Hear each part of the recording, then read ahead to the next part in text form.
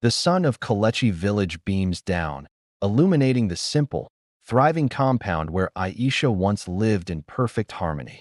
She is no older than 5, a vision of pure, unadulterated joy, chasing chickens beneath the shade of a massive, ancient Irako tree. Her mother, Mama Nkechi, a woman of legendary beauty and even greater kindness, watches with a smile that could melt the harmattan frost. But the light of happiness is often fleeting, especially in the tales woven by fate.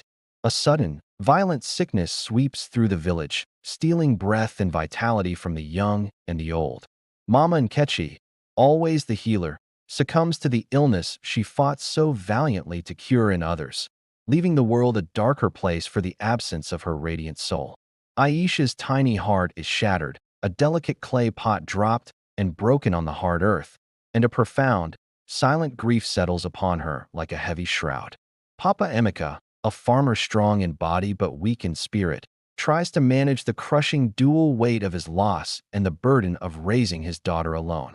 His sorrow twists into a desperate need for companionship, a desire to restore the broken structure of his home, regardless of the quality of the new cornerstone he chooses. He ignores the wise warnings whispered by the older women of Kalechi, who spoke of his former wife's irreplaceable spirit and the danger of haste. The memory of Mama Nkechi's voice, soft, lilting, and full of ancient proverbs, becomes Aisha's only comfort, a precious treasure she guards fiercely within the chambers of her heart. She remembers the way her mother taught her to grind cassava and weave raffia, lessons now practiced in solitude, a silent promise to keep her memory alive. This innocent, quiet resilience would soon be mistaken for stubbornness and defiance by the one who was destined to replace her mother. As the sun sets, casting long, mournful shadows across the compound, Papa Emeka journeys to a neighboring village, drawn by the rumors of a woman named Mama Adora. He returns days later, not with a comforting aunt or grandmother, but with a new wife, whose eyes hold a calculating coldness that chills the air even on the warmest days. Aisha watches the unfamiliar woman unpack her meager belongings, an immediate, primal fear tightening the little girl's chest, a fear that whispers, nothing good will follow this shadow. Mama Adora, a woman of imposing stature and an even more formidable temper, wastes no time in asserting her new dominance over Papa Emeka's household. She moves through the compound not like a wife, but like a conqueror, instantly relegating Aisha to the status of an unpaid, despised servant. The transition is swift and brutal. The little girl who was once cherished is now nothing more than a useful piece of furniture, subject to the whims of her stepmother. Her stepsister, Ngozi, arrives a week later, a spoiled and petulant girl a few years older than Aisha, mirroring her mother's arrogance with uncanny precision. Ngozi immediately claims the best sleeping mat, the newest clothes, and the remaining affection, or rather, the passive tolerance, of Papa Emeka. The two newcomers form a united front of cruelty, a constant, oppressive weight bearing down on Aisha's fragile existence, ensuring she feels unwelcome in her own ancestral home. Aisha's childhood ends abruptly on the day Mama Adora shatters Mama Nkechi's favorite clay water pot, a beautiful, hand-painted vessel the girl had held so dear. The stepmother claims it was an accident, but the wicked smirk that flashes across her face tells a different, far more sinister tale. From that moment, the house transforms into a fortress of pain, where every chore is a punishment and every kind word is meticulously filtered out of existence. The beatings begin subtly, a sharp pinch, a slap when the water is not drawn fast enough, a cruel denial of food after a long day of backbreaking labor. Soon, they become a daily ritual, delivered with a casual indifference that speaks of deep-seated malice and a complete lack of human empathy. Aisha learns to hide her bruises, to stifle her cries, and to find solace only in the silent strength she inherited from her late mother. Papa Emeka, the supposed protector of his daughter, remains tragically oblivious or, perhaps more accurately, willfully blind to the escalating torment. He spends his days in the fields, returning home exhausted, accepting Mama Adaora's practiced lies about Aisha's disobedience and lazy spirit. He mistakes his new wife's iron rule for household efficiency, unable to see the terrifying truth. His beloved child is being slowly, systematically broken beneath his own roof. Aisha's day begins long before the first rooster crows, while the village is still shrouded in the cool, silent velvet of the pre-dawn darkness. Her small body, still that of a growing girl, is forced into a relentless rhythm of labor that would exhaust a grown man. She must pound the hard yam, fetch the heavy, muddy water from the distant river, and clean the compound until the dusty earth shines. Her hands, once soft and playful, become calloused, cracked, and perpetually sore. While Aisha toils, covered in sweat and dust, Ngozi sleeps late, only rising to demand a prepared meal or to casually inspect her younger stepsister's work, offering only sharp, unhelpful criticisms. The imbalance is a source of bitter, private resentment for Aisha, yet she never voices it, knowing that a complaint would only result in a more severe, more creative punishment from Mama Adora. The injustice burns in her, a quiet, smoldering ember. One blistering afternoon, Mama Adora orders Aisha to husk a mountain of corn, a task that would take days, and threatens to withhold all food until the last kernel is stripped clean. As the sun mercilessly bakes the village, Aisha sits beneath the merciless heat, her stomach rumbling with a hollow ache.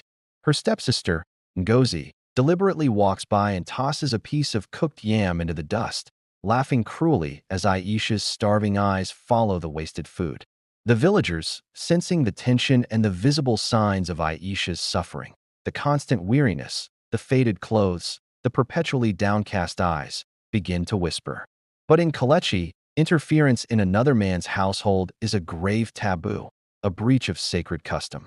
They offer only fleeting glances of pity and hurried prayers, choosing silence over the risk of incurring the fiery wrath of Mama Adora, thus becoming unwitting accomplices to the stepmother's wickedness. Aisha often escapes to a hidden spot by the river, a place where the tall reeds grow thick and offer a measure of privacy. Here, she allows herself the luxury of tears, washing the dirt and the accumulated pain from her tired face. She speaks in soft, broken whispers to the memory of her mother, pleading for strength, for intervention, or for the swift, painless end to her misery. The river's steady flow becomes her only consistent companion, witnessing her sorrow and carrying her silent petitions downstream. The annual harvest festival arrives, a time of vibrant color, music, and feasting, the only day the village truly forgets its daily burdens. Aisha, despite her exhausted state, secretly harbors a small, fragile hope that Papa Emeka might finally remember his role as a father and stand up for her, perhaps buy her a small, new piece of colorful cloth for the celebration. She carefully tends to his best garments, hoping her meticulous effort will earn a moment of recognition. On the morning of the festival, Papa Emeka, dressed in his finest tunic, beams with a false cheerfulness, completely ignoring Aisha's hopeful gaze. Instead, he presents Mama Adora and Ngozi with magnificent, intricately woven Kent cloths and matching silver bracelets, purchases made with the money Aisha's mother had left her. Ngozi parades the cloth, deliberately stepping on Aisha's worn, dusty wrapper, then giggles, sealing the insult with a venomous sweetness. Aisha is ordered to remain behind, ostensibly to guard the house and watch over the leftover chores, a cruel exclusion that cuts her far deeper than any physical blow. As the distant, joyous drums of the festival begin to beat, a rhythmic celebration of life, she is forbidden to attend. The girl crawls into her dark corner, pulling her thin, threadbare blanket over her head, wishing she could disappear entirely from this cruel world. When Papa Emeka returns late that night, intoxicated and jovial, he finally sees his daughter huddled alone in the gloom. A flicker of shame and regret crosses his face, a brief spark of his long-dormant conscience. He awkwardly tries to hand her a piece of dry, leftover bread, a paltry, inadequate gesture of repentance that only magnifies his failure to truly protect her. Aisha refuses the bread. She looks up at her father with wide, empty eyes, not with anger, but with an overwhelming, soul-shattering disappointment. The look is a silent, searing accusation that penetrates his drunken stupor more sharply than any shouted word. In that moment, Papa Emeka understands the true depth of his betrayal, and he retreats immediately, unable to bear the truth reflected in his daughter's gaze. thus abandoning her completely to the reign of Mama Adora. The dry season brings a desperate shortage of water, and the river is now a treacherous, muddy stream far from the village. Mama Adora, seizing the opportunity to inflict maximum pain, demands Aisha make a midnight trip to the river to fill every pot in the compound, a task impossible for one child.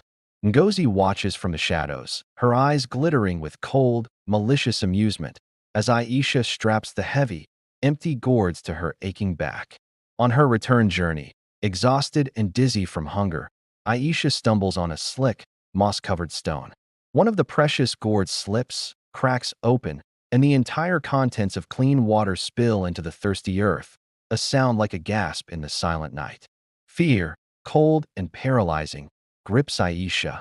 Knowing this failure will bring the greatest wrath yet from her stepmother, a fury she can no longer endure.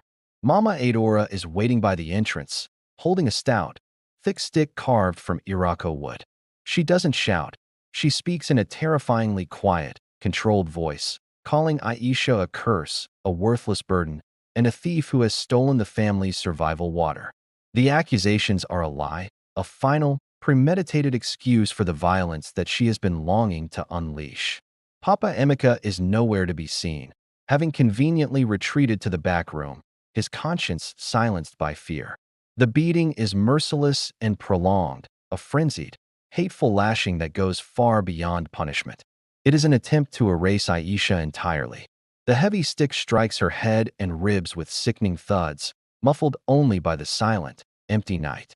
Aisha does not cry out. She merely crumples to the earth, a broken figure, her breath coming in shallow, ragged gasps, her life force slowly leaking away into the dusty courtyard. Mama Adora, finally exhausted by her own rage, stands over the still form, breathing heavily, before simply walking away, leaving the girl to die in the cold darkness. As the first faint light of dawn begins to paint the eastern sky, Aisha whispers a final, desperate prayer to the spirit of her mother, not for rescue, but for justice. Her eyes, filled with a last, burning vision of the injustice done to her, finally close forever. The news of Aisha's death is met with a chilling indifference within the household. Mama Adora quickly fabricates a story of a sudden, mysterious illness, citing the evil spirits that she claimed had always clung to the girl. Papa Emeka, his face a mask of grief and denial, agrees to the lie, terrified of facing the truth of his culpability and the judgment of the village elders. A crude, hasty burial is arranged, not in the family plot of honor, but in an unmarked, forgotten patch of scrubland outside the village boundary, a final act of disrespect. The body is wrapped in the very tattered blanket she used to hide her pain. Given no rites, no proper cleansing, and no farewell, she is discarded like refuse. Ngozi refuses to attend, claiming the sight of the body will spoil her appetite for the morning stew. The villagers gather at a distance, their faces etched with a profound mix of pity, shame, and self-recrimination. They mourn not only the girl but their own collective failure to intervene, the cowardice that allowed a child to be destroyed by a tyrant. Elder Kofi, the wise old narrator, watches the pitiful ceremony, his heart heavy, knowing that the earth does not simply forget such an injustice, and that unquiet spirits often linger. A profound, unnatural silence descends upon the Emeka household in the days that follow, a silence heavier than any wailing of grief. The absence of Aisha's constant labor, the pounding of the yam, the splash of the water gourds, is a deafening void that cannot be ignored. Mama Adora and Ngozi find they must now perform the tasks they so gleefully forced upon the girl, and the sudden weight of work causes them immediate, petulant frustration. Aisha's spirit, restless and tethered to the spot of her final agony, feels the injustice of the world around her, sensing the tears that were never shed and the justice that was never served. Her final resting place, a cold, forgotten mound, begins to emit a faint, ethereal glow under the light of the new moon. The ghost of Aisha is not one of gentle rest. She is a spirit forged in wrath and burning with a righteous demand for retribution. Days after the hasty burial, the sun continues to shine brightly on Kalechi, yet an inexplicable chill begins to cling to Papa Emeka's compound, settling into the very foundation of the walls. It is a penetrating cold, unnatural for the dry season, that makes the breath mist even at midday.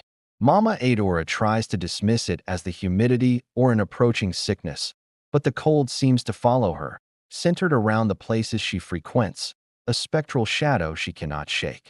One morning, Ngozi, now forced to sweep the compound, shrieks, dropping her broom as if burned. In the center of the dust, where the day's sunlight should have warmed the earth, there is a distinct, circular patch of damp, frost-like condensation.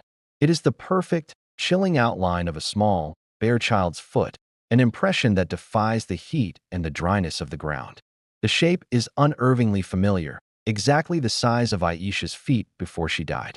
Mama Adora rushes out, her face contorted in disbelief, but the evidence is undeniable, a footprint of ice on scorching earth.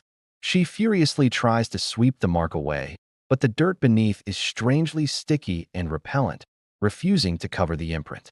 The footprint remains, a silent, damning symbol pressed into the earth where Aisha spent her life in servitude, a chilling message delivered directly from the spirit world. The image sends a visceral jolt of fear through the stepmother, penetrating her thick shield of arrogance. It is not just a sign, it is a declaration, a message whispered in the language of the grave. I am here. You cannot erase me. This is the precise spot where Aisha often stood, aching and exhausted, waiting for her next cruel instruction, and now her spirit has physically claimed the space. Papa Emeka finally arrives, drawn by the hysterical shouts, and sees the eerie mark. He stands frozen, the blood draining from his face, realizing this is no ordinary occurrence, no simple coincidence. The cold footstep is not just a reminder of the child he failed, but a terrifying portent of the supernatural reckoning that is now knocking insistently on the door of his guilty home, demanding entrance and retribution. With Aisha gone, the backbreaking duty of fetching water falls heavily upon Ngozi, who performs the chore with constant, petulant complaining. She despises the river's long walk and the weight of the gourds, tasks she gleefully ensured remained Aisha's sole burden. On her first solo trip, Ngozi curses her stepsister's memory, grumbling about the injustice of having to work when she was meant for leisure and comfort. As she bends to fill the heavy clay pots, the surface of the river, normally placid and clear, begins to stir violently. The water instantly turns a murky, churning red, the color of wet earth and freshly spilled blood. Ngozi screams, recoiling in horror, convinced she is seeing the water that had spilled during Aisha's final, fatal errand, staining the river itself in remembrance of the cruelty. She tries again at a different spot, but the moment the lip of the pot touches the water, the gourds suddenly become impossibly heavy, weighted down by an unseen force. Ngozi strains and pulls, her muscles burning, but the gourds refuse to leave the water's embrace. It is the exact weight and exhaustion Aisha felt every day, now multiplied tenfold, a crushing burden pressed into her hands by the unseen spirit. Finally, abandoning her strength, Ngozi manages to drag the pots, only to find the water inside is not cool and refreshing, but warm and strangely sticky, like the tears of a feverish child. When she reaches the compound, Mama Adora berates her for the delay, but one look at the sheer terror in Ngozi's eyes and the unnatural color of the water silences the stepmother immediately. They attempt to pour the water to filter it, but it resists, clinging to the clay, and releases a faint, mournful scent of stagnant sorrow and mud. The message is painfully clear. The water, the source of life, has become polluted by the memory of Aisha's suffering. The spirit is using the very tool of her enslavement to torment those who forced her daily pilgrimage to the river. Mama Adora, a woman whose true joy lay in consuming the best portions and denying the rest to Aisha, finds her appetite and her control under siege. She prepares a sumptuous evening meal of fish and pounded yam, carefully segregating the largest, choicest piece of fish for herself, a habit she maintained while Aisha starved on scraps. She sits, ready to eat, a greedy smile curling her lips. As she reaches for the perfect, succulent piece of fish, her fingers suddenly meet only air. The fish is gone, vanished. The space it occupied on the plate is clean, as if it had never been there. She stares, baffled, then accuses Papa Emeka and Ngozi of a childish, desperate prank, but they look equally bewildered and terrified by the inexplicable theft that occurred right before their eyes. Later, she prepares a simple bowl of rice and beans, sitting close to the cooking fire, guarding it fiercely. The moment she closes her eyes for a brief, self-satisfied moment of anticipation, the rice begins to dry out and vanish, grain by tiny grain, until the bowl is completely empty, holding only the cold, hard memory of a meal she was about to enjoy. It is an act of spectral starvation. Frantic, Mama Adora turns to the food storage shed, barricading herself inside with a large gourd of palm oil and a basket of plantain. She vows to eat until she is sick, determined to defy the unseen hunger that seems to be consuming her sustenance. However, every drop of oil she attempts to swallow turns bitter and rancid on her tongue, and the plantains crumble into a mouthful of tasteless ash. The haunting targets her most selfish vice, the hunger she so callously ignored in Aisha. She realizes with horrifying clarity that she is being subjected to the very denial she inflicted upon the girl. She begins to see flashes of a child's skeletal hand reaching out from the shadows, not to touch, but simply to point at the food she cannot eat, a silent, unforgiving reminder of the suffering she caused. Sleep, which used to be Papa Emeka's only refuge from the realities of his household, is now corrupted, transformed into a continuous, torturous journey into his own guilty conscience. The moment his head touches the mat, the familiar world dissolves, replaced by a terrifying, hyper-real nightmare that plays out like a silent, horrifying film reel of his failings.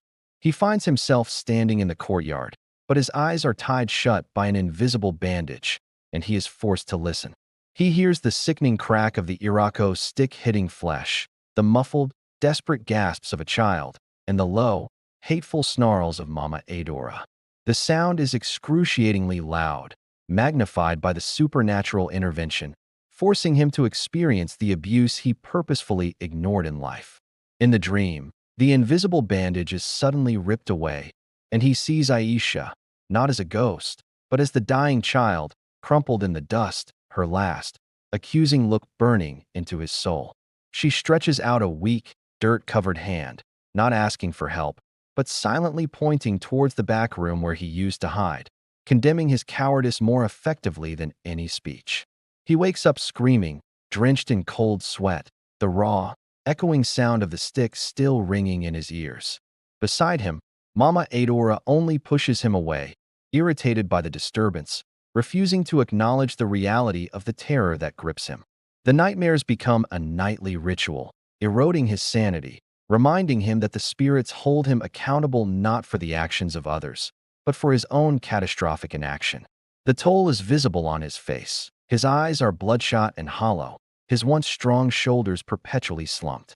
He tries to escape to the fields earlier and earlier, seeking refuge in the physical toil, but the sound of the wind rustling the corn stalks often twists into the ghostly cry of his daughter, whispering the names of her injuries and detailing the neglect that led to her tragic end.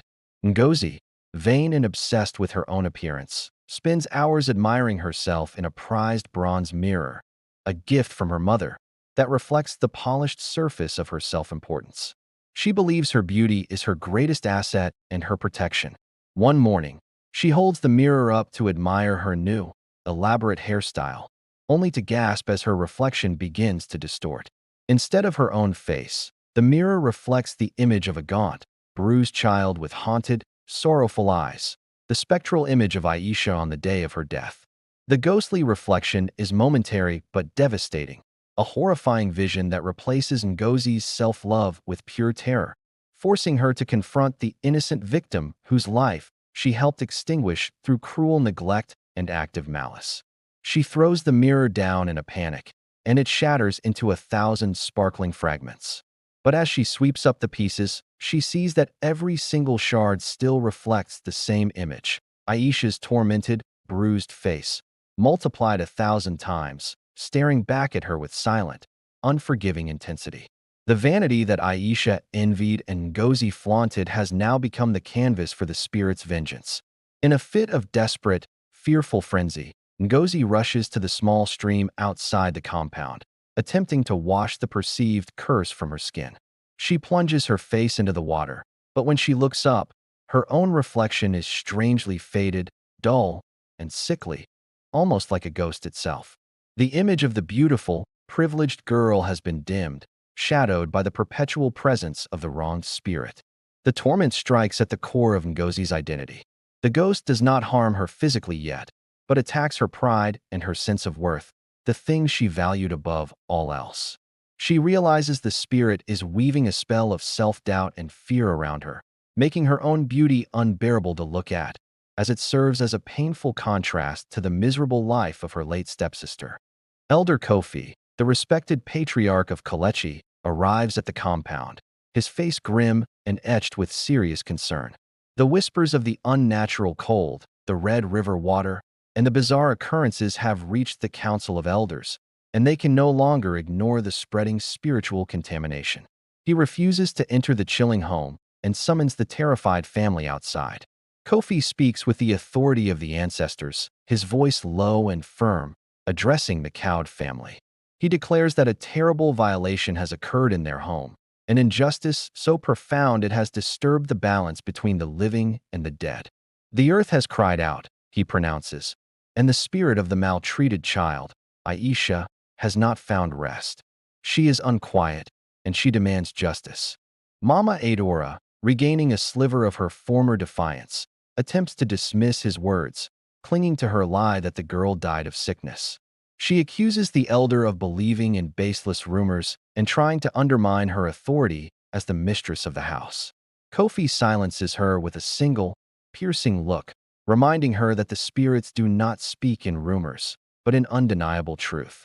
He reveals that the elders have conducted a traditional divination and found that Aisha's spirit is not merely trapped, but is actively seeking retribution for the abuse and the denial of a proper, honorable burial. He warns them that until they confess the truth, perform the rites of cleansing, and beg the spirit's forgiveness, the hauntings will escalate from mere terror to physical destruction. Kofi's final instruction is a chilling ultimatum. They must return to the unmarked grave, confess the truth of their cruelty, and ask the spirit what she truly desires. If they fail, he warns, the village will be forced to shun them, and the ancestors will abandon them completely, leaving them utterly alone to face the overwhelming wrath of Aisha's unforgiving ghost. Following the elder's warning, the unnatural cold in the compound intensifies, dropping to temperatures that make breathing painful. Desperate for warmth and a sense of normalcy, Mama Adora orders a large bonfire to be built in the center of the courtyard, believing that physical heat can defeat the spiritual chill that permeates their home. The family gathers all the dry wood they can find, stacking it high and dousing it with a small amount of precious kerosene. Papa Emeka strikes the flint and steel, and the wood ignites with a promising, roaring intensity. For a fleeting moment, the family relaxes, drawn to the sight of the crackling, comforting flames, hoping the physical warmth will banish the spiritual cold. However, as the fire reaches its peak, the flames suddenly, inexplicably, begin to turn a cold, ghostly blue. A strange, moist vapor rises from the center of the blaze, and the sound of the burning wood transforms into a hollow, hissing noise. In seconds, the inferno dies, leaving behind only frozen, ash-covered sticks and a dense pocket of air colder than the surrounding night. The family stares in stupefied terror at the failure of the fire, the ultimate symbol of life and warmth. The spirit has demonstrated control over the very elements, proving that no earthly comfort can be found in a home built on injustice. Mama Adora tries to relight it, but the wood is now impossibly slick and icy to the touch, refusing to hold a spark. Defeated and shivering violently, they huddle together, realizing that the spirit is not just tormenting them, but systematically isolating them from everything that signifies life, warmth, and sanctuary. The cold is a constant, tangible reminder of the coldness they inflicted on Aisha, who was often left to shiver outside in the dark while they slept warmly inside. The family is confined to the freezing hut, sleepless and petrified, waiting for the next manifestation of the haunting. Suddenly, the wind, which had been silent, begins to howl and whistle around the eaves of the roof. The sound is not natural.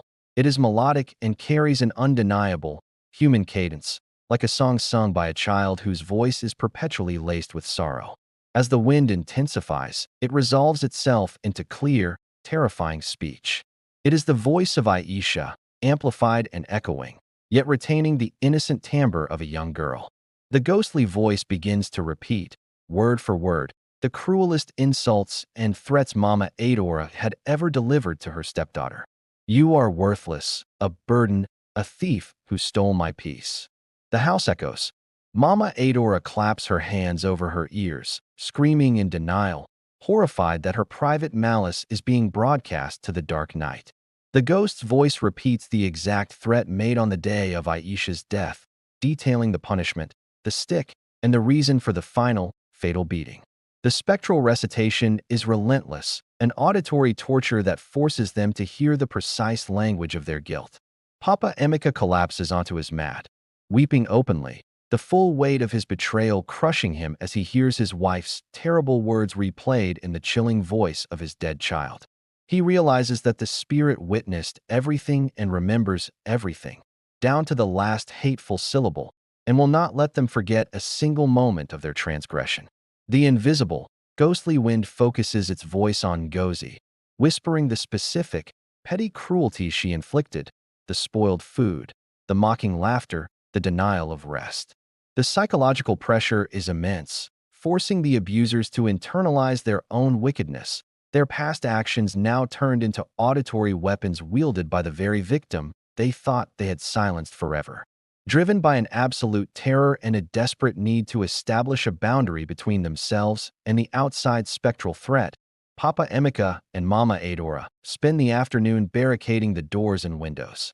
They use heavy chains, thick wooden planks, and even ancient, rusting locks to seal themselves inside, convinced that if they can keep the living world out, they can keep the spirit world at bay. As the sun sets, they retreat into the center of the main hut, huddled together beneath a thick blanket, listening to the muffled sounds of the village.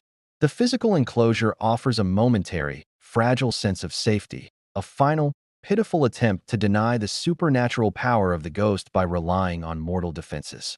They assure each other, whispering in the dark, that they are finally protected. A sudden, icy gust of wind blows through the hut, extinguishing the small palm oil lamp that provided their only light, plunging them into absolute, suffocating darkness. Then, a soft, deliberate thump echoes from the deepest, darkest corner of the room, the corner where Aisha's miserable sleeping mat used to lie, a place Ngozi and Mama Adora always avoided. When the light is frantically relit, they see no open door, no broken window, and no sign of forced entry. Instead, sitting quietly on the dusty, cold floor is a single, worn, woven raffia doll, a doll Aisha cherished and was buried with. It is wet and smells strongly of river mud, placed perfectly in the center of the floor, directly between the terrified family members. The doll's appearance is the ultimate, horrifying message. Locked doors mean nothing to a spirit. Aisha is not outside. She is inside. She is a permanent, silent resident in the very space she was denied comfort in life. The ghost has breached their final barrier, and they realize, with a crushing finality, that there is nowhere left on earth they can run or hide from the justice that is relentlessly pursuing them. The relentless psychological pressure and the gnawing hunger, enforced by the ghost's sabotage, have pushed Ngozi to the breaking point. She is thin, exhausted, and her former vanity has withered into desperate self-pity. Spotting Mama Adora attempting to hide a small, stale crust of bread, Ngozi snaps, lunging at her mother in a scramble for the pathetic scrap of food. A violent, invisible force intervenes.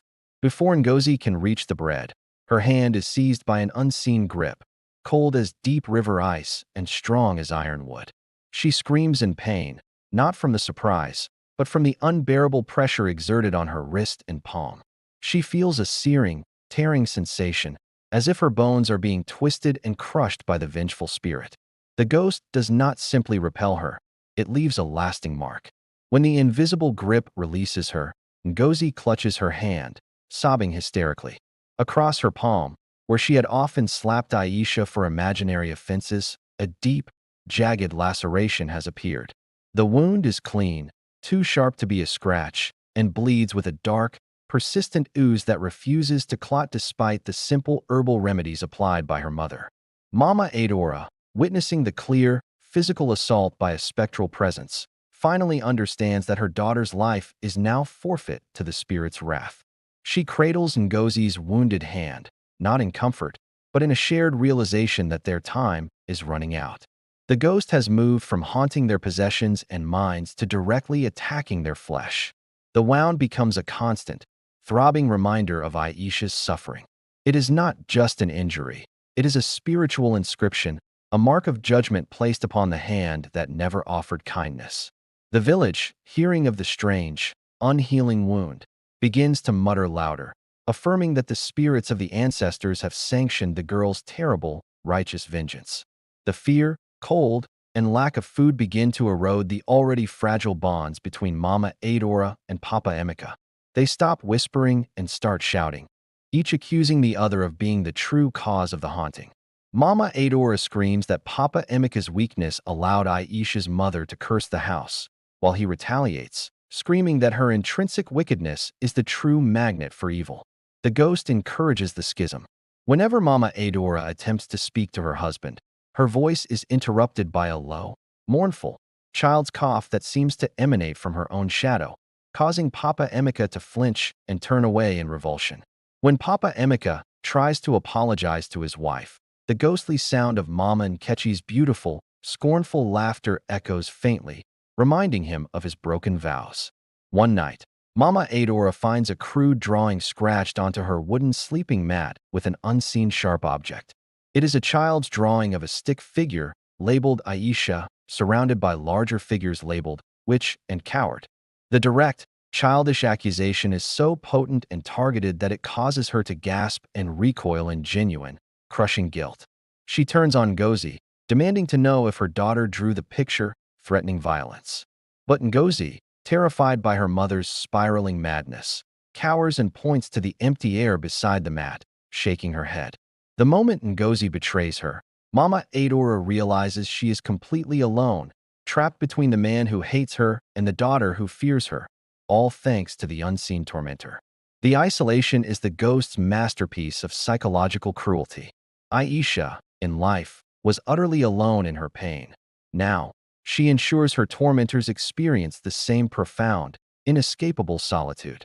The family becomes three separate islands of fear in the same terrifying room, united only by the presence of the righteous wrath they brought upon themselves.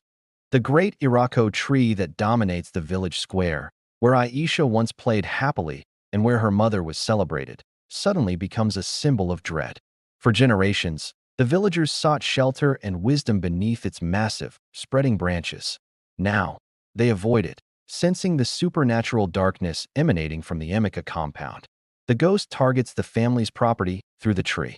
As Papa Emeka nervously steps outside to fetch firewood, a massive, dead branch, thick as a man's torso and bone-dry, snaps without warning and crashes down precisely where his head was moments before. The sound is like a thunderclap, shaking the very earth, and he looks up to see the remaining branches swaying violently, though there is no wind. Later, the tree weeps. The villagers watch in horrified silence as a thick, viscous sap begins to flow down the massive trunk, staining the earth at the base a dull, rusty red. The sap, usually clear and sweet, looks and smells disturbingly like blood mixed with bitter tears, a spectral representation of the innocent life spilled nearby. Elder Kofi, witnessing the unnatural phenomenon, leads a group of older women to the tree to offer cleansing prayers, hoping to soothe the angered spirits of the forest. As they begin their chants, a sudden, powerful tremor shakes the tree, and the women are pelted with a volley of hard, unseen pebbles, forcing them to retreat in terror. The message is clear. The spirit is not yet satisfied and rejects mortal intervention. The Irako, once a beacon of community, now stands as a towering, menacing monument to the unpunished crime.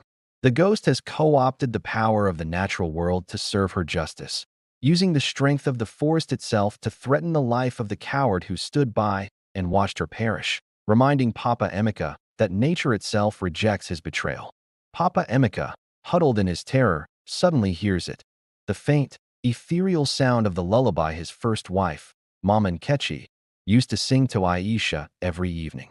It was a sweet, lilting melody, rich with the history and comfort of their clan, a song he had not heard or thought of since the day his first wife died, banished from his mind by Mama Adaora's influence. The song is sung not with the warmth of his wife's memory, but with the hollow, haunting sorrow of Aisha's ghost. It is a slow, deeply melancholic rendition, carrying a tone of crushing regret and betrayal, and it seems to emanate from the very air, surrounding him completely, pressing down on his soul. The spirit uses the beautiful melody as a weapon. Every perfect note is laced with a specific, painful memory of his failure. The note that played when he first brought Mama Adora home. The note that played when he ignored Aisha's thinness.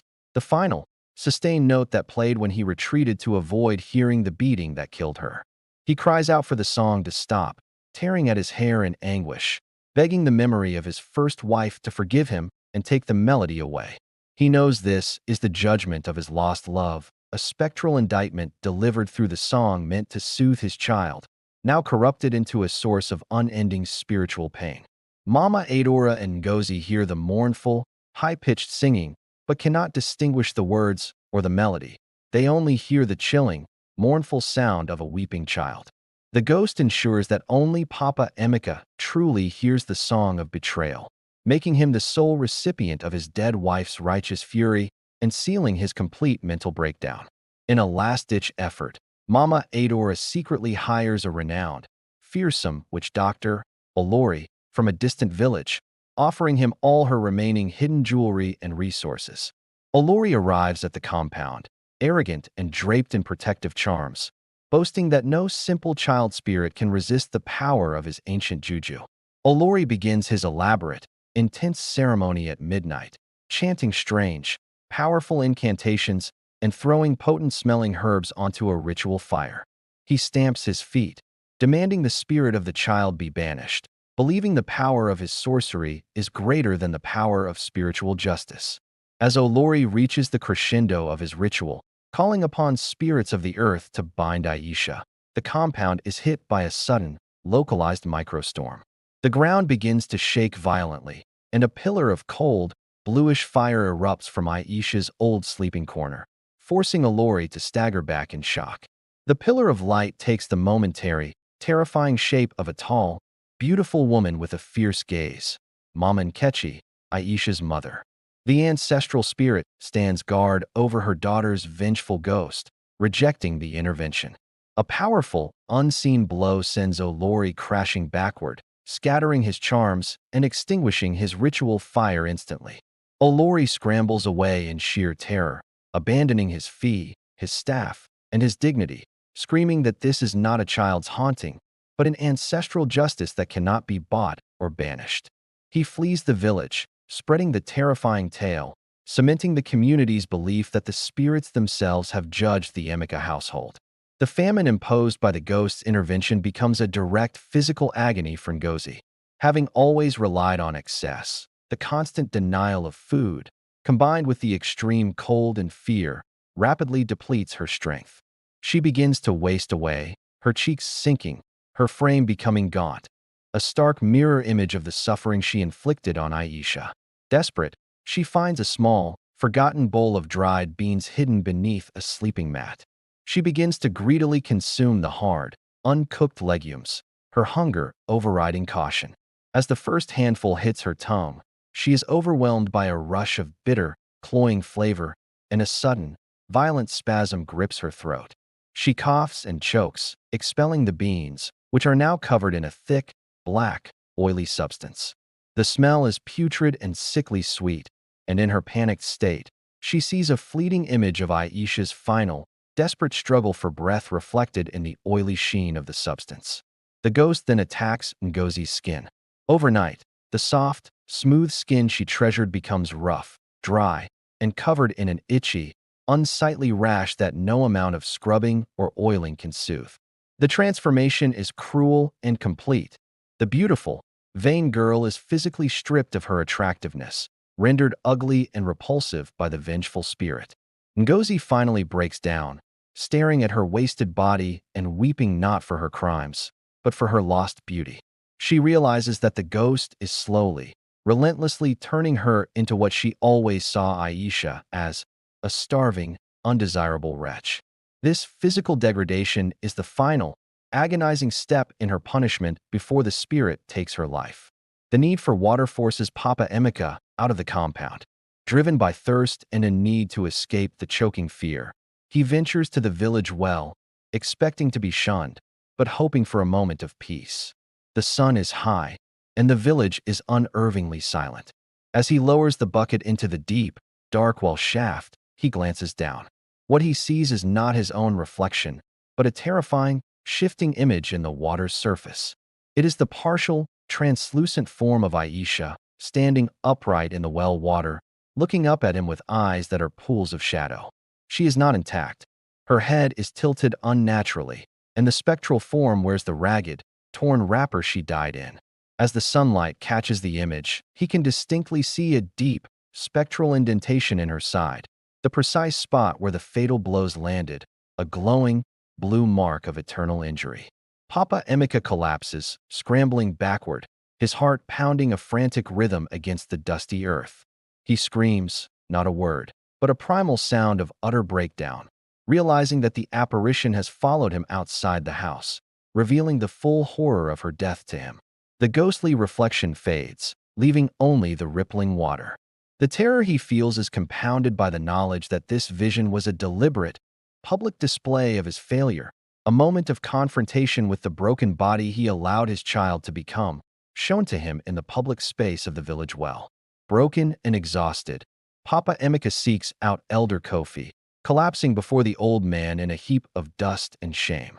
The elder looks upon him with pity, not condemnation, knowing the man has already been judged and sentenced by the spirits themselves.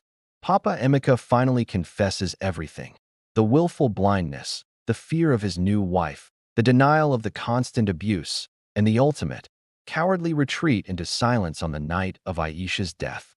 He sobs, his large farmer's body racked with deep, gut-wrenching guilt, finally vocalizing the terrible truth that had poisoned his life and led to his daughter's murder. Kofi listens patiently, not interrupting, allowing the stream of self-loathing and confession to pour out. The elder explains that confession to a man is only the first step. The true appeasement must come directly from the spirit, and it must be accompanied by an act of profound, physical repentance. The elder tells Papa Emeka that Aisha's spirit is not merely seeking revenge, it is seeking recognition and honor. He commands the father to return to the unmarked grave in the scrubland, dig up his daughter's body, and rebury her properly in the ancestral family plot, giving her the dignity she was denied in life and death. Papa Emeka accepts the command as a divine mandate, the only path to his soul's redemption. He knows the task will be physically agonizing and spiritually terrifying, but the desire to honor his child one final time and to finally receive the forgiveness of her spirit overrides all fear of the spectral wrath. As Papa Emeka prepares the tools for the gruesome reburial, a shovel, clean new cloth, and fragrant herbs, a final, powerful message is delivered to the compound. A fierce, sudden wind rips through the hut, and a damp, dirty, mud-stained piece of cloth is violently thrown onto the floor at Mama Adora's feet. It is Aisha's old, threadbare sleeping blanket, the one she was wrapped in and buried with. The blanket, pulled from the deep earth, is soaking wet, saturated with river water and the clinging smell of the grave. Its presence in the center of the hut is a chilling, unmistakable confirmation that the spirit knows the father's intention and is actively involved in the preparation for the reburial. Mama Adora stares at the blanket, her mouth agape in silent terror. She understands that the earth itself has rejected her final, cowardly act of disrespect and returned the evidence of their crime. The cold, wet fabric clings to the earth, a spectral shroud marking the spot of the family's imminent downfall. The sight galvanizes Papa Emeka. The blanket is a sign that the ghost is granting him permission, validating his choice of action. He steps over the blanket, ignoring his wife's hysterical whimpers, and strides out into the twilight, determined to face the earth and the spirit of his daughter alone. The return of the blanket marks the shift from psychological haunting to the final, mortal confrontation.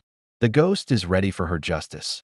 and she is giving her father a window of time to perform his penance while she focuses her attention on those who truly deserved her wrath, the stepmother and stepsister.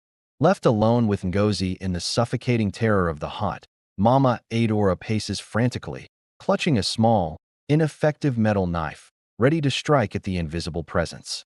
She is consumed by madness, shouting threats at the empty air, convinced that if she could just see the ghost, she could banish her with brute force. The spirit finally responds to her aggression. As Mama Adora swings the knife wildly, she trips over the returned, muddy blanket. She falls hard against the central support pillar of the hut, and the knife, which she was holding backward, scrapes across her side, leaving a deep, ragged gash across her ribs. The physical injury is agonizing, but the spiritual symbolism is worse. The wound is in the exact same place where the ghost had shown her spectral indentation to Papa Emeka at the well, the spot where the Irako stick delivered the fatal blow to Aisha. The stepmother has, in a terrifying, spectral symmetry, inflicted Aisha's death wound upon herself. Unlike any normal injury, the wound immediately begins to seep a dark, foul fluid. It refuses to clot, and despite Ngozi's frantic attempts to clean it, the flesh around the gash turns black and cold. The injury is permanent and consuming, a physical manifestation of her own poisoning malice turned inward. Mama Adora looks down at the fatal, festering mark of her own guilt, and a terrifying realization dawns. The spirit of Aisha is not just punishing her, but is forcing her to physically embody the suffering she inflicted.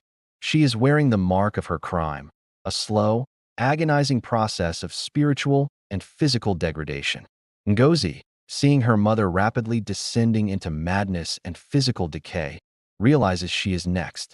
She grabs a meager cloth bag, stuffs it with the little remaining food, and bolts from the compound, running wildly toward the main road out of Kalechi, determined to escape the spiritual boundary of the village. She runs through the pre-dawn darkness, fueled by adrenaline and terror, but as she passes the whispering, threatening Irako tree, she hears the sound of tiny, bare feet padding on the dusty road behind her. The sound is light, rhythmic, and chillingly relentless, always maintaining a perfect, terrifying distance behind her. Ngozi risks a glance over her shoulder and sees nothing but the empty road. Yet, the sound of the padding feet continues, and now, a small, child's giggle, cold, hollow, and full of infinite malice, floats in the air, echoing her name. Ngozi, you cannot run from me. Exhausted, she finally reaches the village boundary, the point where the ancestral lands end. She tries to cross the threshold, but an invisible wall of intense, freezing cold slams into her, throwing her backward onto the dirt road. She struggles and crawls, but she cannot pass the invisible spiritual barrier. Crumpled and defeated, Ngozi realizes the village itself is a prison now, and the ghost has set the boundaries of her justice. She crawls back toward the cursed compound, weeping uncontrollably, knowing that there is no escape. The spectral prison ensures that all three abusers must remain together to face the final, collective judgment of the spirit. Meanwhile, Papa Emeka arrives at the unmarked grave in the dark scrubland. He begins the horrifying task of digging up the shallow grave, his shovel biting into the hard, reluctant earth. The act of disturbing his daughter's resting place is emotionally agonizing, but he performs it with grim determination. As his shovel finally strikes the sodden, cold blanket, the atmosphere shifts violently. The air around him thickens, and the spectral power of Aisha manifests in a terrifying, localized phenomenon. The darkness is replaced by a hyperreal vision of the final night. He is forced to witness, in terrifying detail, a replay of the fatal beating. The translucent figures of Mama Adora and Aisha flicker before him, the stepmother wielding the stick, the child silently collapsing. He hears the sickening thud of the blows in 3 dimensions, and he sees his own spectral form retreating into the shadows of the hut. The ghost speaks directly to him, her voice in the vision raw with pain. "You heard. You hid. You left me to die, Father." The vision ends, leaving him gasping, covered in cold sweat and mud, the spectral trauma more debilitating than the physical labor. He has not only witnessed the crime, but has been forced to experience the full, overwhelming weight of his own profound cowardice. He finally recovers and carefully lifts the small, blanket-wrapped body. As he touches her remains, a single, warm tear drops from his eye onto the cold cloth. In that moment of true, honest grief and acceptance of guilt, a wave of profound, icy calm washes over him. He senses a faint, momentary relief in the spectral atmosphere, a sign that the act of honoring her broken body has appeased a fraction of the spirit's wrath. The following morning, Papa Emeka returns to the village, walking slowly, carrying the precious bundle wrapped in a new, clean white cloth.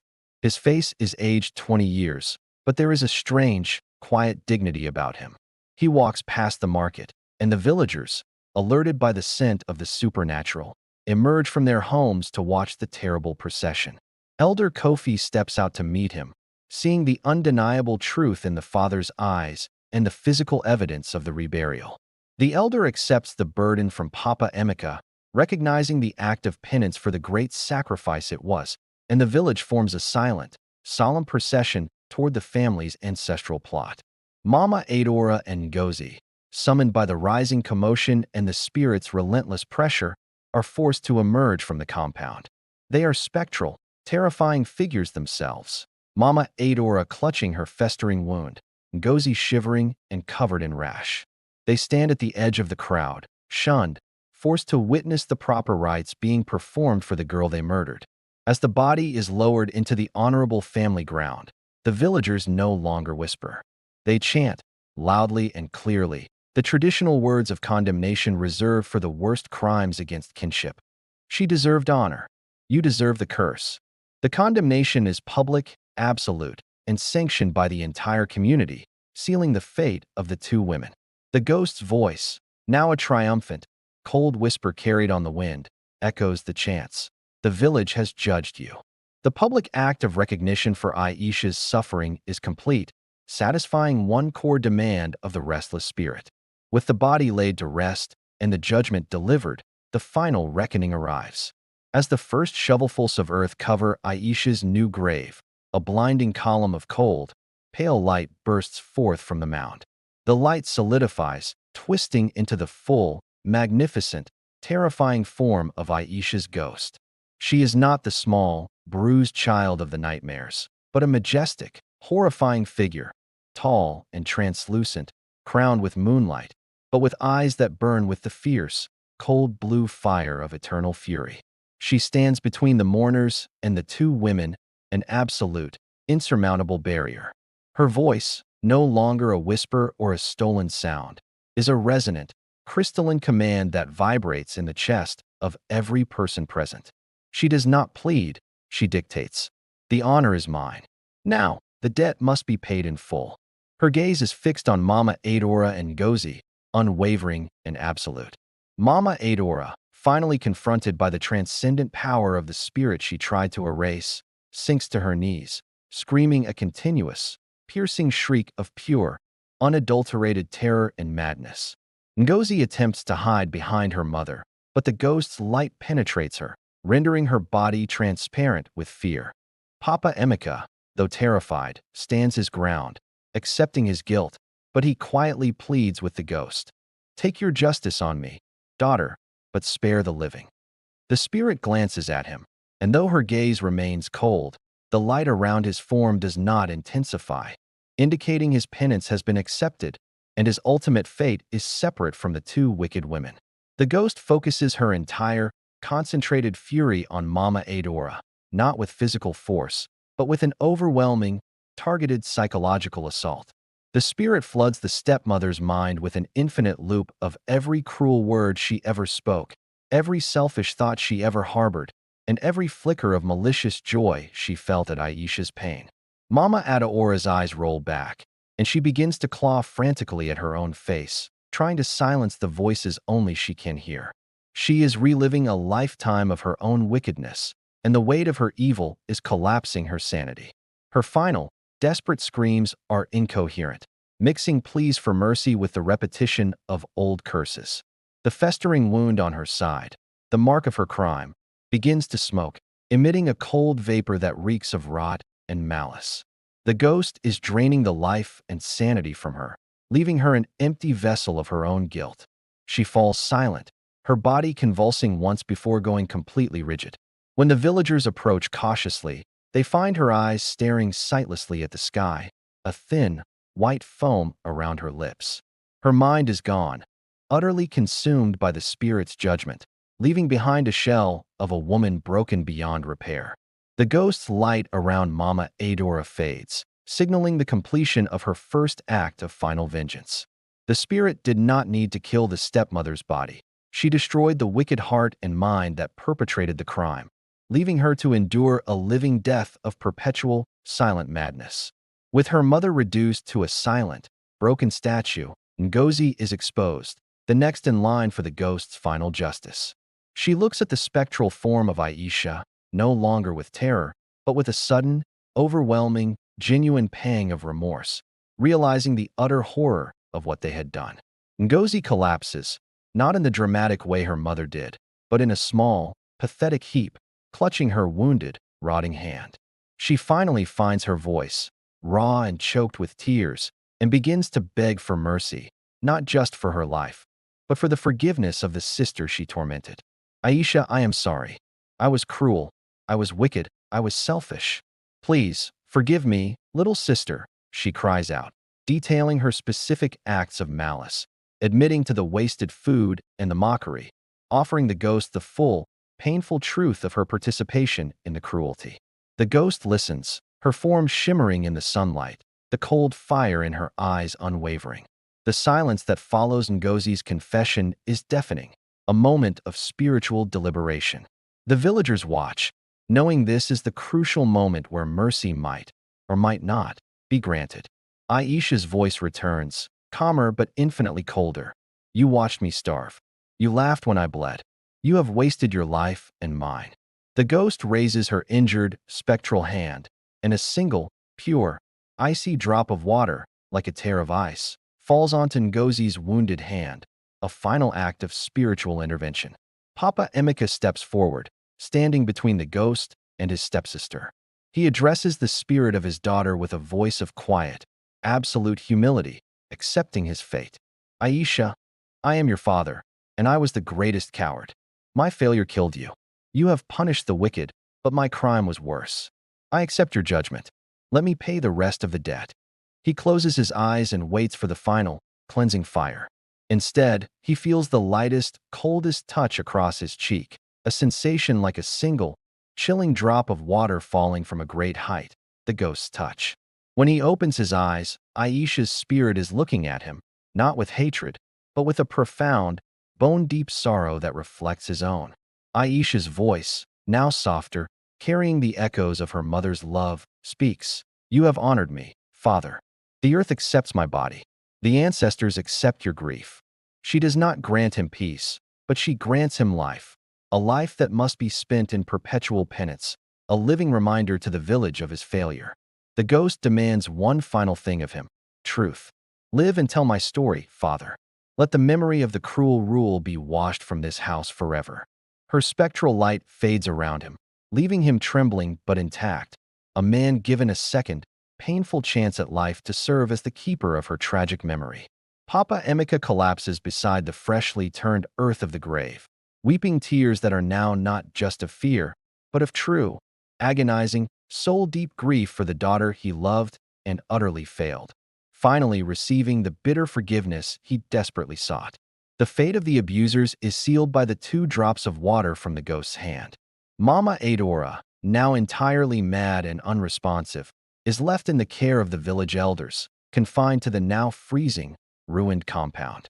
She lives out her days as a hollow, silent shell, perpetually staring at the space where Aisha's mat used to lie, a permanent, terrifying monument to the wages of cruelty. Ngozi, however, receives a different, more chilling punishment. The drop of icy water that fell onto her wounded hand cures the festering wound instantly, leaving only a small, permanent, star-shaped scar on her palm. But the icy touch has fundamentally altered her spirit. She is cursed with perpetual, consuming, spiritual hunger. She can eat endless amounts of food, but her body remains skeletal and gaunt, her her spirit never satisfied. She is stripped of her vanity and condemned to an eternal, visible state of spiritual starvation, mirroring the hunger she forced upon her stepsister. Ngozi spends the rest of her days wandering the outskirts of the village, a pitiful, desperate beggar, forever trying to fill a spiritual void that was created by her malice. Her greatest torment is that she can never find peace, living in the shadow of the beautiful life she destroyed, a living embodiment of the ghost's ultimate power to judge and punish. The Emika compound is abandoned, sealed off by the elders. The Irako tree stops weeping, but the cold spot where Aisha died remains, a chilling reminder of the justice that was served, a place no child of Kalechi dares to step. With the wicked punished, the father repentant, and the body finally resting in the rightful ancestral ground, the spiritual storm in Kalechi subsides. The intense cold lifts, replaced by the warm, clean sunlight of the African day. The river water runs clear and pure once more, and the air is filled only with the sound of the wind, no longer carrying mournful cries or hateful whispers. The ghost of Aisha, finally appeased and honored, is seen one final time. Elder Kofi, sitting alone at the foot of the newly marked grave, watches as a faint, beautiful white light rises from the earth. The light forms the shape of a happy, healthy child, smiling gently, before dissolving completely into the clear, blue sky. The villagers understand that the spirit has moved on, her mission of justice complete, finally taking her place among the honored ancestors. Her peace is hard-won, a peace purchased with the price of her tormentors' sanity and freedom, proving that true justice must be served both on the earth and by the spirits. Papa Emeka, now a solitary, somber man, dedicates his remaining life to tending his daughter's grave, ensuring the ancestral plot is immaculate and covered in the freshest flowers. The act of tending the grave is his endless penance, a tangible act of love that replaces the betrayal he committed in life, fulfilling the ghost's command to keep her memory alive. The entire episode serves as a powerful, terrifying spiritual cleansing for the village of Kalechi. The fear of the unquiet spirit reinforces the ancient laws of community and kindness, ensuring that no child will ever be subjected to such cruelty again, lest the grave open and justice rise once more. Years pass. Elder Kofi, now very old, gathers the children of Kalechi beneath the great Irako tree, which stands tall and majestic once more, bearing no trace of the blood or the supernatural chill. He tells them the true story of Aisha, the girl they maltreated, using her tale not as a source of terror, but as a crucial, necessary lesson for their lives. He speaks of the sacred balance, reminding them that the ancestors are always watching, and the most unforgivable sin is the betrayal of the innocent. Injustice, Kofi pronounces, his voice thick with the wisdom of the years, is not simply a crime against man. It is a crime against the spirit of the earth, and the earth will always return to collect the debt. He points to the ruined, abandoned compound, a symbol of the cost of wickedness, and then to the beautifully maintained grave of Aisha, a symbol of the enduring power of true honor. He concludes with the ultimate lesson, looking deep into the eyes of the children. Fear not the ghost of Aisha, the elder warns them, for she was righteous. Fear the wickedness in your own hearts, for that is what draws the terrible justice of the spirits. Be kind, be fair, and let no child feel alone, for the child who dies of a broken heart will never rest, and will always return to collect the price of their sorrow. The story ends, and the children look at the Irako tree, at the sunlit village, and then at each other, their faces filled with a solemn understanding. The tale of Aisha, the girl who came back for justice, is cemented in the folklore of Kalechi, ensuring that the terrible beauty of her vengeance will forever teach the profound necessity of empathy and protection.